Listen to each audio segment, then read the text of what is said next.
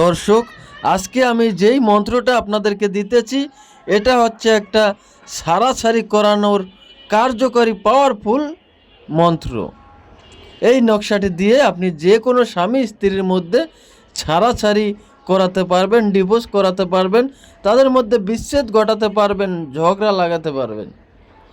তবে আমি আপনাদেরকে একটা অনুরোধ করব, আপনারা অন্যায়ভাবে কারো ক্ষতি করার জন্য এই মন্ত্রটি প্রয়োগ করবেন না।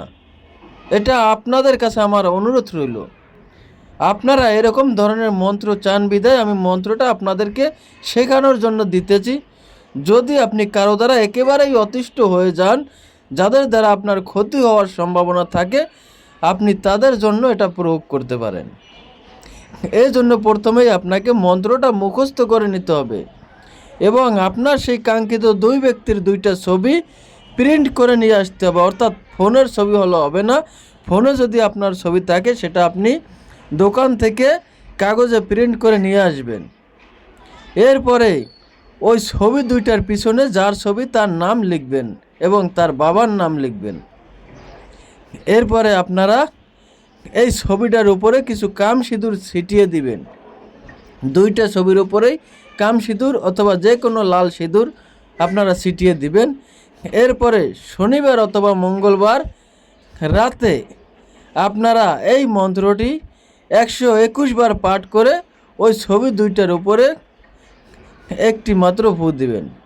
মন্ত্রটি হচ্ছে, গুরুর আদেশে দিলাম পত্র তাতে নিলাম হারি, সিদ্ধিরামের বরে হোক অমুকে অমুকে সারাসারি, অমুক জাতই বাপের বাড়ি, যদি বাক্য এদিক সেদিক যায় মহাকালী শিবের মস্তক খায়। প্রথম যে অমুক অমুকের সারাসারি লেখা আছে আপনারা ওই স্থানে সেই স্বামী এবং স্ত্রীর নামটা উল্লেখ করবেন। আর দ্বিতীয় স্থানে যে অমুক জাতই বাপের বাড়ি, ওইখানে ওই স্ত্রীর নামটা আপনারা উল্লেখ করবেন।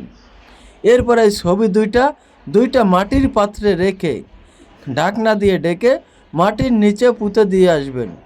দেখবেন মাত্র 5 থেকে 7 দিনের মধ্যেই সেই দুই ব্যক্তির মধ্যে বিচ্ছেদ হয়ে যাবে, ঝগড়া লাগে যাবে, সারাসারি হয়ে যাবে, ডিভোর্স হয়ে যাবে।